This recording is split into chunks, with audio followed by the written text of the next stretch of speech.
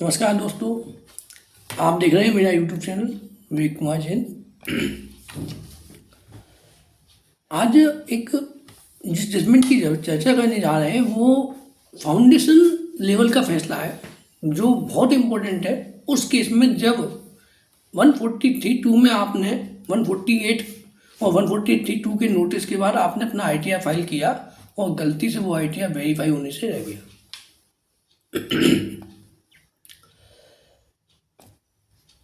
एक ऐसा निर्णय है ये जो कि ये तय करेगा कि सेक्शन 143 का नोटिस नहीं दिया गया और पूरा का पूरा रीअसेसमेंट कार्यवाही निश्चित रूप से प्रारंभ से ही वॉइड में शुरू हो जाएगी, शून्य हो जाएगी। डिपार्टमेंट ये कहकर भी उस समय नहीं बच सकता कि रिटर्न वेरीफाई नहीं था या रिटर्न लेट था। आइए चर्चा करते हैं इस केस पर बहुत विस्तार से। ये केस है Ashish Gupta versus principal commissioner of income tax, जिसमें इलाहाबाद हाईकोर्ट ने रेवेन्यू को साफ साफ रिजेक्ट किया, नकार दिया और SSC की फेवर में फैसला सुनाया।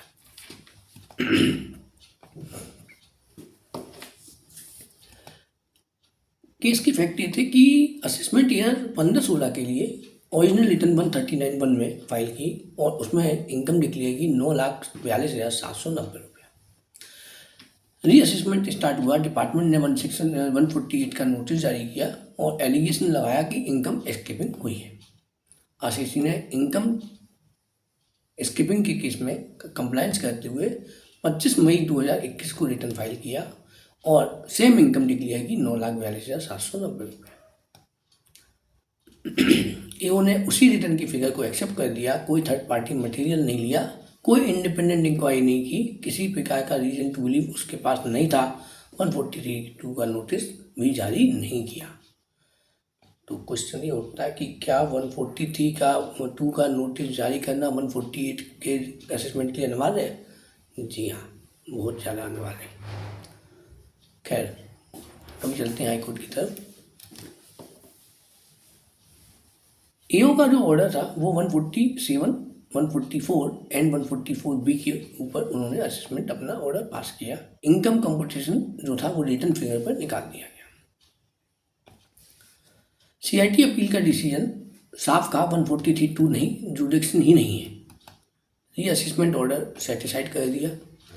ITAT दिल्ली बेंच ने CIT के ऑर्डर को कंफर्म कर दिया। डिपार्टमेंट की अपील रिजेक्ट कर दी गई। इसके बाद ये मामला हाईकोर्ट, इलाहाबाद हाईकोर्ट पहुंचा।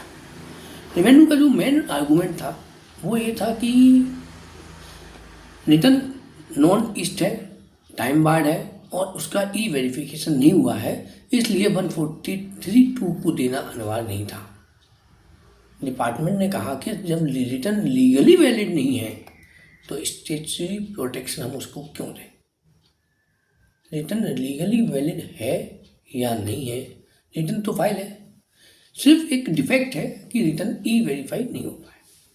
ये डिफेक्ट है, रिटर्न इनवैलिड हो गया आपका, लेकिन वो डिफेक्ट के साथ है, कोई बात नहीं। इलाहाबाद हाईकोर्ट ने बड़ा शानदार जजमेंट दिया। पहला इशू तो ये है कि EO ने खुद रिटर्न पर भरोसा किया। जी हाँ, EO ने खुद उस रिटर्न को एक्सेप्ट किया है। हाईकोर्ट ने कहा कि जब रिटर्न EO ने उस रिटर्न को एक्सेप्ट कर लिया, उसी से इनकम कंप्यूट की। अब डिपार्टमेंट कैसे कह सकता है कि रिटर्न इनवैलिड है? अगर इनवैलिड था तो उसी समय एक्सेप्ट नहीं करना था। खैर, आर्गूमेंट आगे बढ़ा। Revenue can not be approbate and reprobate. Verification होना एक टेक्निकल डिफेक्ट है। कोर्ट ने स्पष्ट किया कि वेरिफिकेशन की कमी क्यूरेबल डिफेक्ट है, जुरिडिक्शनल डिफेक्ट नहीं है।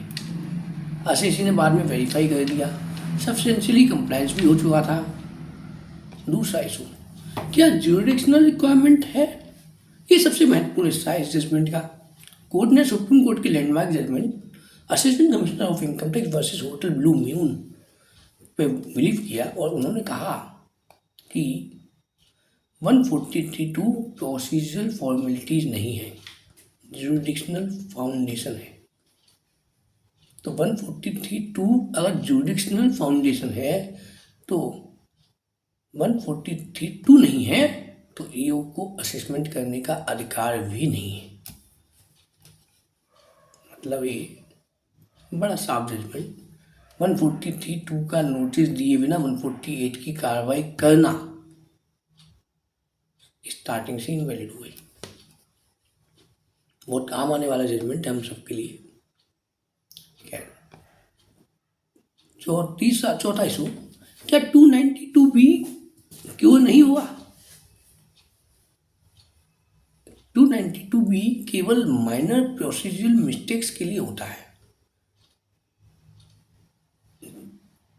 जुडिक्शनल लैप्स के लिए नहीं।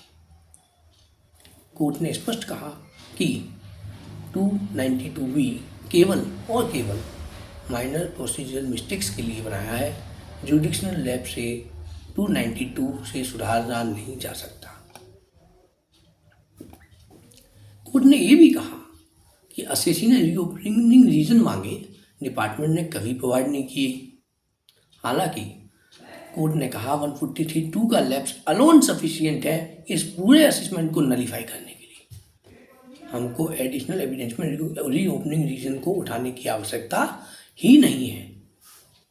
143(2) का नोटिस न आना, उसका कंप्लाई न होना, जुडिक्शनल लैप्स होना अपने आप में सफिशिएंट कॉज बन जाएगा इस बात के लिए कि पूरा का पूरा असेसमेंट 144, 144B और 147 स्टार्टिंग से इनवैलिड है। रेवेन्यू की अपील को डिसमिस किया गया, नॉट सस्टेंशियल क्वेश्चन ऑफ लॉ कहा और पूरा रीअसेसमेंट वॉइड एब इशू करार कर दिया गया। एज ए चार्टर्ड अकाउंटेंट और टैक्स पेयर दोनों के लिए, अगर आप टैक्स पेयर हैं और रीअसेसमेंट मिला है तो पहला क्वेश्चन 143(2) मिला है क्या? अगर मिला है तो ठीक है, जवाब दे दीजिए। नहीं मिला है तो कोई बात नहीं, लड़ेंगे। ये आर्गूमेंट जुडिक्शनल क्लियर है, नॉन वेरिफिकेशन एक्सक्यूज एक्सेप्ट नहीं हो सकता और 292B का मिसयूज चैलेंज करे, उसको चैलेंज करने का राइट हमें बनता है, करना भी चाहिए। डिपार्टमेंट क्या नहीं कर सकता? सर, डिपार्टमेंट रिटर्न से इनकम कंप्यूट करेगा, स्टेटरी प्रोटेक्शन डिनाई करेगा, कोई बात नहीं। टैक्स लॉ में प्रोसीजर नहीं, जुडिक्शन सबसे पहले आता है, प्रोसीजर बाद में आता है। ये फैसला एक बार फिर याद दिलाता है कि टैक्स लॉ हमेशा जुडिक्शन पर रहेगा, प्रोसीजर बाद में रहेगा। बहुत बहुत धन्यवाद। अगर आपको वीडियो उपयोगी लगा हो तो लाइक करें और कमेंट करें, बेल आइकन का बटन दबाएं, कमेंट करें। बहुत बहुत धन्यवाद। जय हिंद। Thank you.